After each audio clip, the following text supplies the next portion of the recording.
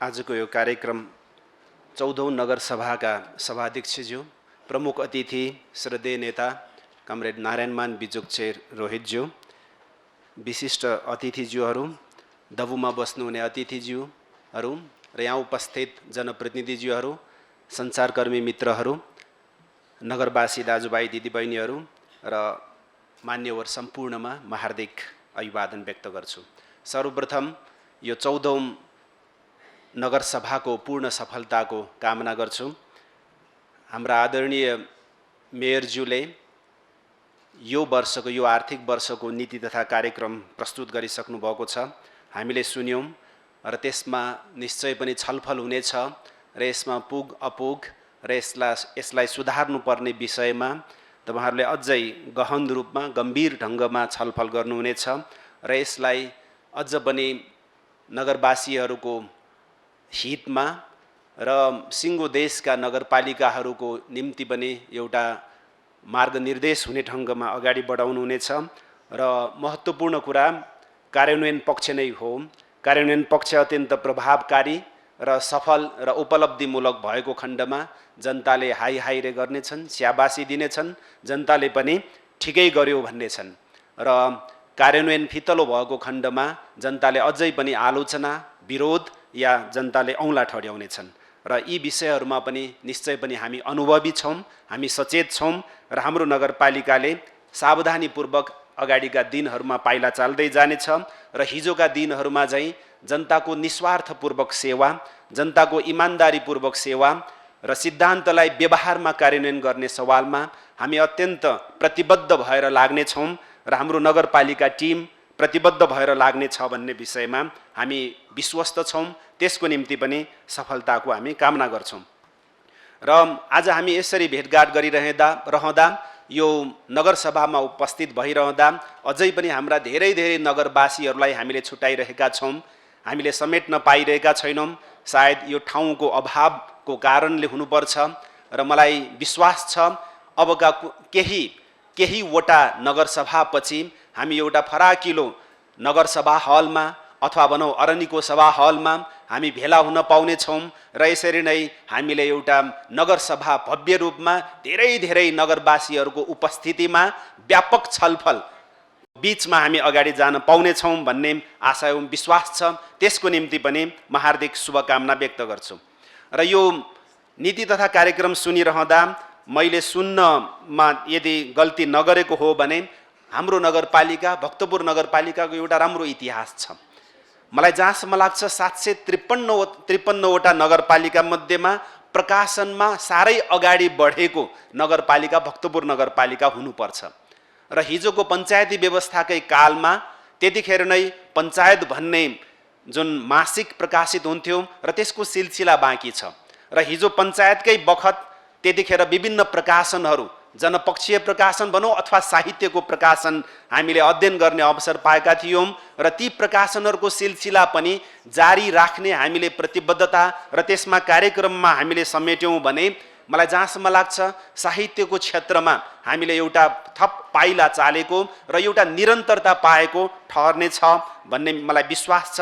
त्यसकारण प्रकाशनको क्षेत्रमा पनि अझ काम गर्दै जाने र सञ्चारको जगतमा पनि हिजोका नीति तथा कार्यक्रमहरूमा मलाई जहाँसम्म लाग्छ टेलिभिजन रेडियोका कुराहरू आएको हुनुपर्छ, यसमा छुट्यो कि भन्ने मात्र छ, मैले देखिनँ कि र त्यसकारण अब यी विषयहरूमा पनि प्रकाशन, भाषा, साहित्य, सञ्चार यी जगतमा पनि यी क्षेत्रमा पनि निरन्तर हिजोको सिलसिलालाई कायम राख्नुपर्छ भन्ने मलाई लाग्छ र छलफलको निम्ति मैले अनुरोधसम्म गरेको हुँ। र अर्को महत्त्वपूर्ण पक्ष भनेको हिजोका दिनमा हामीले बागमती प्रदेश सभाको पनि नीति तथा कार्यक्रम हेर्यौँ, बजेट पनि हेर्यौँ, तर एउटा महत्त्वपूर्ण विषय एकदम फरक के छ भने ती हिजोका बागमती प्रदेश सभाकै उदाहरण लिने हो भने 6वटा हामीले नीति तथा कार्यक्रम 6वटा हामीले बजेट हेर्यौँ, तर नीति तथा कार्यक्रम एउटा प्ले कार्डको रूपमा आउने, नाराको रूपमा आउने, नाराबाजी मानिलौँ कुनै एउटा विराट जुलुस निस्के झैं गर्ने, तर कार्यान्वयन गर्दा केही नहुने सुन्न। त्यसकारण अब यसमा अहिलेसम्मको देशको परिस्थिति अब यो भर्खरै जन्मेको प्रदेशलाई मात्र हामीले उदाहरण लिने हो भने ठुलो स्वर, चर्को स्वर, एकदम हाई साउन्डिङ, तर काम केही छैन। उपलब्धि देखाउनै नसकेको अवस्था छ, उपलब्धि शून्यतामा हराइरहेको छ। त्यसकारण त्यो दुर्भाग्य कमसेकम स्थानीय पालिकाहरू, नगरपालिका र गाउँपालिकाहरू हुनुपर्छ भन्ने मान्यता जनताको छ, अथवा त्यो विश्वास छ, आशा छ।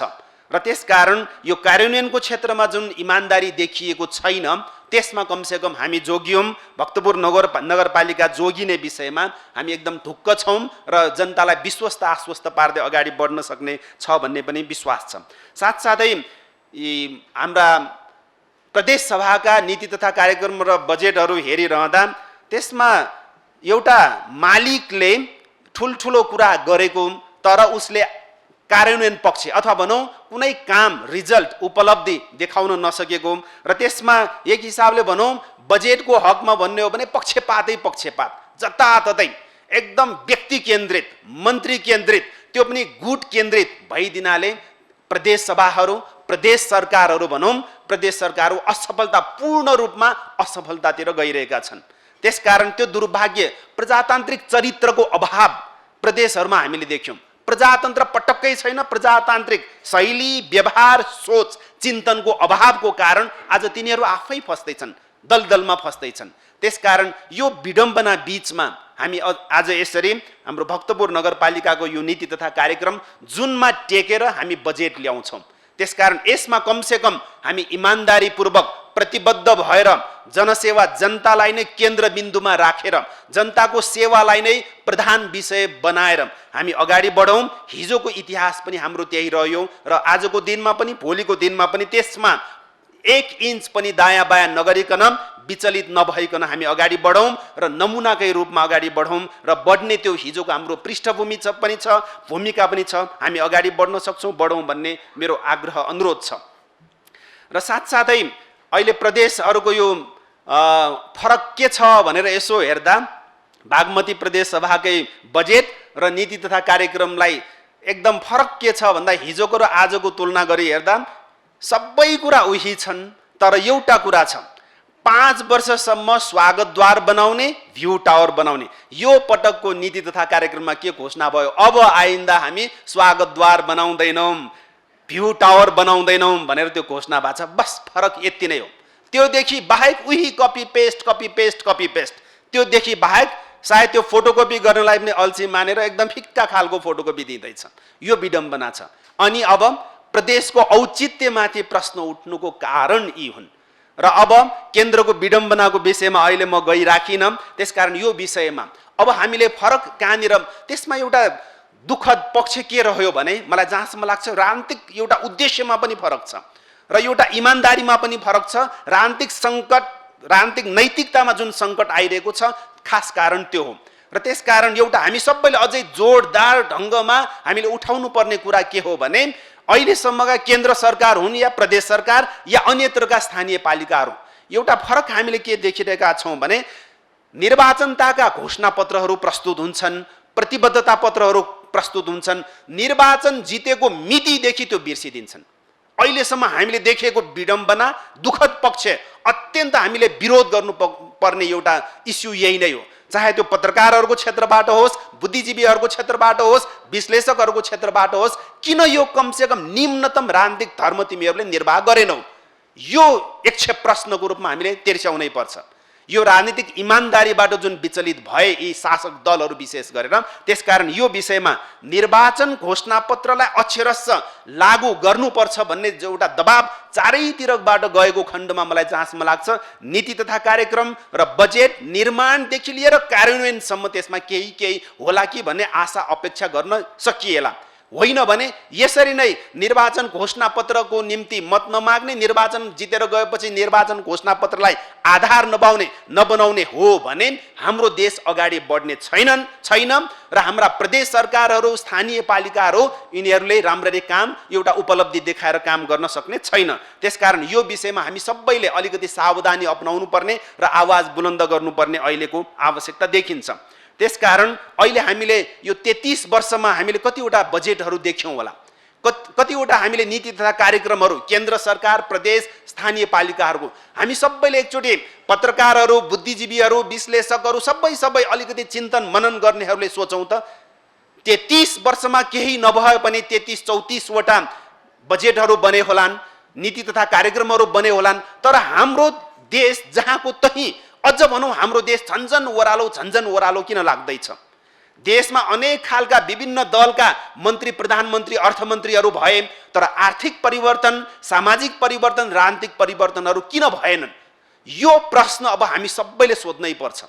व्यवस्थाको कमजोरी हो कि आर्थिक प्रणाली, आर्थिक बन्दोबस्तको कमजोरी हो कि राजनीतिक नेतृत्वको कमजोरी हो कि कहाँनिर छ?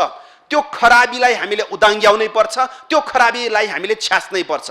त्यसरी नछ्यासिकन अब यो पार्टीको अर्को साल 84 सालसम्ममा अर्को पार्टीको बहुमत आउँछ रे, यति बलिया हुन्छौँ रे, उति बलिया हुन्छौँ रे भनेर यसरी खाली अर्को एकजना प्रधानमन्त्री, अर्थमन्त्री, रक्षा मन्त्री, विदेश मन्त्री जन्माउने खालको मन्त्री जन्माउने, तर काम केही नहुने।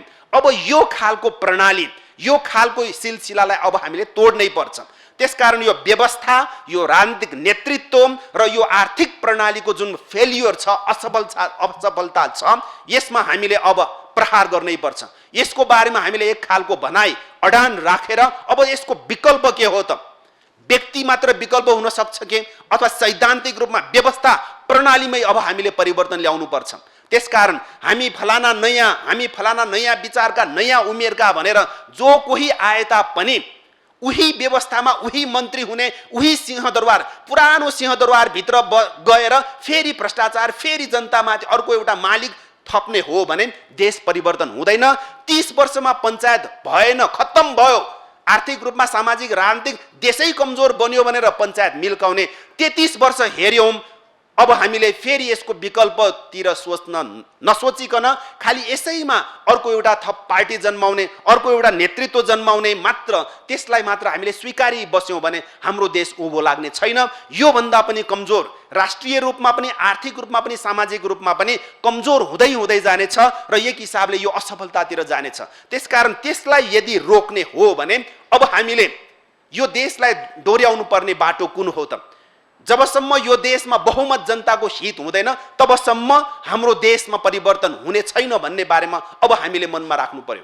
बहुमत जनता मजदुर र किसान छन्। मजदुर र किसानको सेवा नगर्ने खालको मन्त्री प्रणाली व्यवस्था भएसम्म यो देशमा परिवर्तनको हामीले अनुभूति गर्न पाउने छैनौँ। प्रजातन्त्र, गणतन्त्र, लोकतन्त्र जेसुकै भनिए तापनि जनता मरिरहनेछन्, जनता एकदम पीडामा, मर्कामा, दुःखमा हराइरहनेछन्। त्यसकारण यी विषयहरूमा पनि हामी सबैले थप छलफलहरू अगाडि बढाउँ र आगामी दिनमा पनि हाम्रो भक्तपुर नगरपालिकाले अझ बढी उदाहरणीय, अझ बढी सेवाको हिसाबले अगाडि बढ्न सफलता पाउनेछ र त्यसको निम्ति निरन्तर अगाडि बढ्नेछ र साथसाथै सिङ्गो देशलाई नै र विभिन्न नगरपालिका, अन्य नगरपालिकाहरूलाई पनि एउटा अँध्यारोमा बत्ती झैँ भनौँ देशमा गन्जागोल भइरहँदा सम्हालेर अगाडि बढेको आशाको केन्द्र चाहिँ हाम्रो भक्तपुर नगरपालिकालाई उठाउन सकेको खण्डमा, यसलाई अगाडि बढाउन सकेको खण्डमा देशकै निम्ति पनि एउटा देन हुनेछ, देशकै निम्ति त्यो एउटा सेवा हुनेछ।